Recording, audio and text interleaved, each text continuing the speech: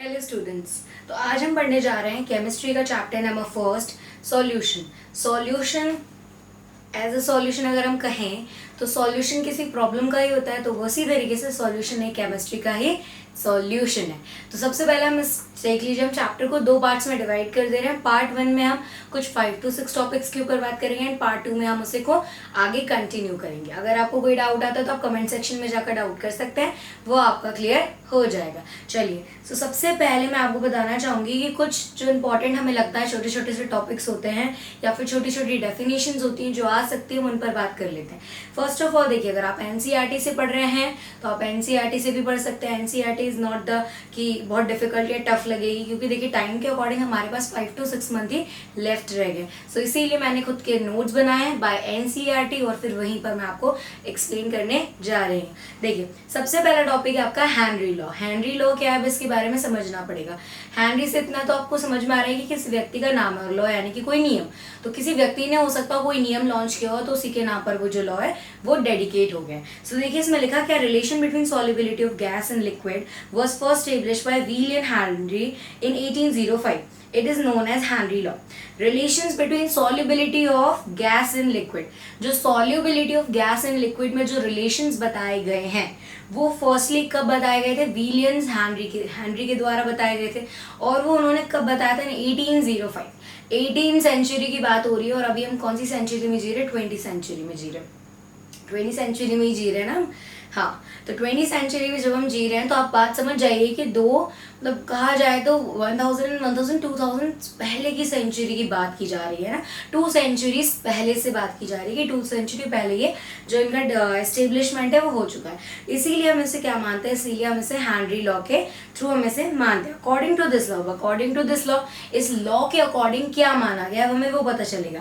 Eight constant temperature the solubility of gas in a liquid is directly proportional to the pressure of the gas. बात ध्यान से सुनिएगा, at constant temperature यानी consistency means होता है constant यानी कि एक ही तरीके का टेम्परेचर होना।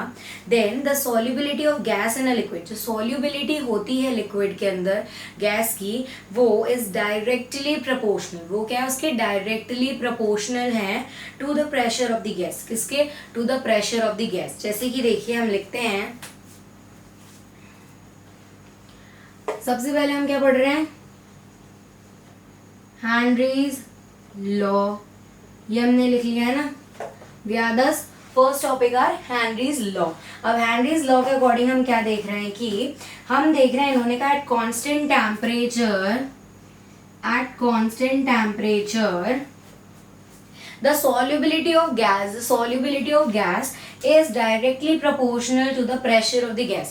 जो solubility of gas होती है लिक्विड के अंदर वो क्या है, डायरेक्टली प्रोपोर्शनल है किससे, हमारे प्रेशर ऑफ द गैस से। तो ये हमने लिख दिया। अब ये क्या, एट कांस्टेंट टेम्परेचर,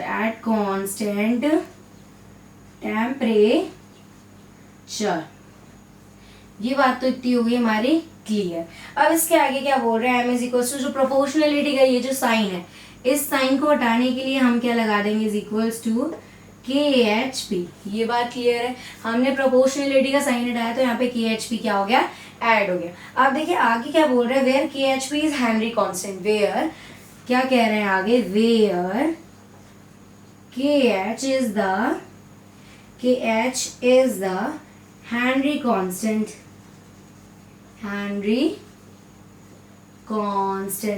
अब जो यहाँ पर KH है वो क्या है, हेनरी कांस्टेंट, वो क्या एक तरीके से हेनरी का कांस्टेंट है। तो आप देख लीजिए m अपॉन में क्या आ जाएगा, जब हेनरी का कांस्टेंट हम उधर ही छोड़ देंगे तो m is equals to KH हो गया। अब आपको समझ में आया होगा कि eight constant temperature the ratio of mass by pressure of the gas is always constant. ये क्या रहेगा, ये भी हमेशा से क्या रहेगा, कांस्टेंट रहेगा। क्यों, क्योंकि इज इक्वल्स टू में भी तो कांस्टेंट की वैल्यू है। सो मास और जो हमारा प्रेशर है वो दोनों क्या रहेगा, कांस्टेंट रहेगा। सो सबसे पहले आपका हेनरी लॉ क्लियर हो गया। अब नेक्स्ट टॉपिक जो है वो है हमारा, हाँ आप इसे नोट डाउन करना चाहें तो आप नोट डाउन कर सकते हैं, आप स्क्रीनशॉट भी ले सकते हैं, इसका ले लीजिए। ओके, सो आपने इसका स्क्रीनशॉट है वो ले लिया है। सो देखिए अब हम आगे बढ़ते हैं। हेनरीज लॉ हो गया। नेक्स्ट क्या है हमारा, सॉल्युबिलिटी। हम किस टॉपिक पर अब बात करने जा रहे हैं, नेक्स्ट है हमारा okay, so our next topic is solubility. अब देखिए सॉल्युबिलिटी के बारे में क्या कह रहे हैं। So the number of parts by solute can be dissolve per 100 part of the solution are known as solubility. यानी कि the number of parts of solute, जो number of parts of solute होता है वो डिसॉल्व हो रहा है 100 parts of solution. Solution में 100 जो पार्ट्स हैं वो किसके हैं, सॉल्यूट के हैं। सो तब क्या कहलाएगा, जो 100, मान लीजिए किसी भी सॉल्यूशन में 100 पार्ट्स अगर हम सॉल्यूट के देते हैं तो वो क्या कहलाएगा, सॉल्युबिलिटी। क्या कहलाएगा वो, सॉल्युबिलिटी कहलाएगा। सो देखो इसका सॉल्युबिलिटी का फॉर्मूला क्या है। Solubility formula is mass of solute into 100 upon mass of solution upon mass of solution is equals to solubility. Is that clear for everyone? Mass of solute upon mass of solution into 100 is equals to solubility. अब आपका ये भी clear हो गया होगा। अब आप इसे नोट डाउन कर लीजिए, फिर हम बढ़ते हैं हमारे नेक्स्ट टॉपिक के आगे। ओके, सो अब थर्ड नंबर पे डाल लीजिए आप। देखिए इस तरीके से अगर हम इन शॉर्ट टॉपिक समझते जाएंगे तो जो हमारा सिलेबस है वो 5 to 6 मंथ में कंप्लीट होने की प्रोबेबिलिटी रखता है। अगर आप सोचे कि अभी भी अगर हम बहुत ज्यादा डीपली पढ़ेंगे सो आप कहीं ना कहीं एग्जाम आते आते थोड़ा सा पीछे रह जाएंगे। सो मैं आपको यही गाइडेंस दूंगी कि आप क्या करिए, आप इसे फॉलो करिए। बाद में हमारे पास जो टाइम बचेगा उसमें तो हम हमारा एक्स्ट्रा पोटेंशियल देंगे ही देंगे। ओके, सो मैं यहाँ पर जो भी आपको टॉपिक्स पढ़ा रही हूँ आप इसे बिल्कुल ध्यान से पढ़िए क्योंकि इनके आने की प्रोबेबिलिटी ज्यादातर होती है। ओके, सो नेक्स्ट हमारा क्या है, थर्ड पॉइंट जो है हमारा, देखिए थर्ड पॉइंट हमने लिया है molarity. What is our third point, molarity. अब देखिए मोलैरिटी में हम क्या कह रहे हैं कि the number of gram moles of solute dissolve in पर लीटर।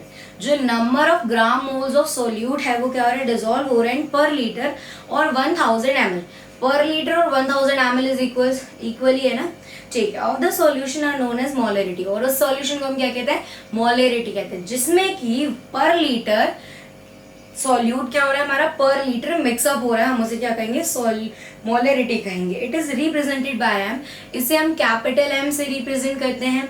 नेक्स्ट है express by mole per litre, हम इसे एक्सप्रेस कैसे करते हैं, मोल पर लीटर पर एक्सप्रेस करते हैं। It is denoted into the volume of solution and effect of temperature. ये किस पर डिपेंड करता है, वॉल्यूम ऑफ सॉल्यूशन पर डिपेंड करता है। किस पर, वॉल्यूम ऑफ सॉल्यूशन पर डिपेंड करता है। एंड इफेक्ट ऑफ टेम्परेचर, ये जो टेम्परेचर होता है टेम्परेचर से ये इफेक्टिव होता है। अब इसका भी फॉर्मूला देख लीजिए। मोलैरिटी का फॉर्मूला है mass of solute into 1000 by mass of solution. हाँ, molecular mass of solute, molecular mass of solute and cross into volume of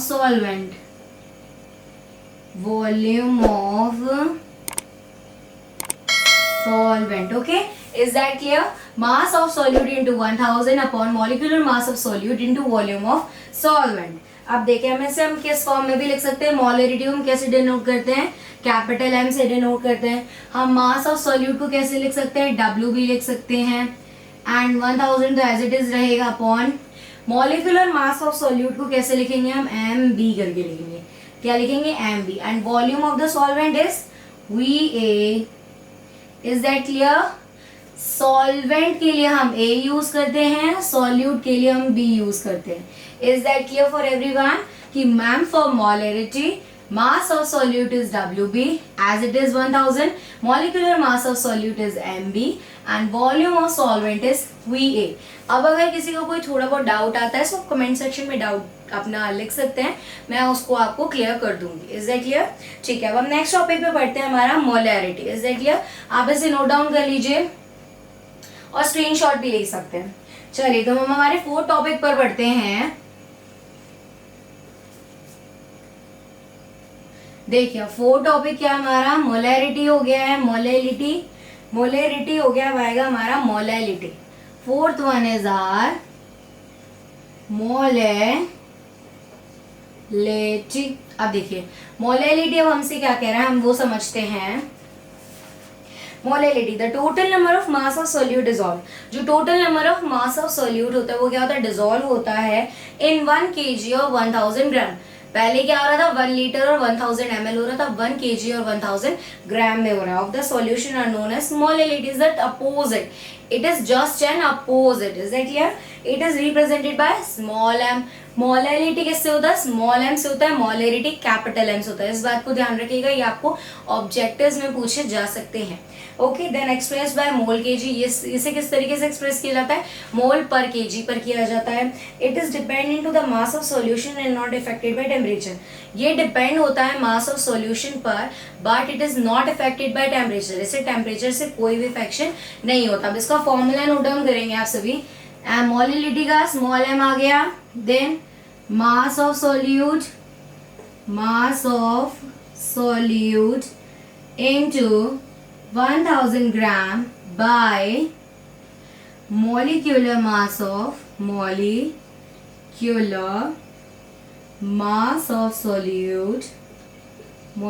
mass of solute into mass of solvent into mass of solvent in gram. अब देखिए, अब इसे हम कैसे लिख सकते हैं in by form, WB into 1000 upon MB into WA, okay, into MA is equals to WA। Okay, so आप इसे जल्दी से नोट डाउन कर लीजिए।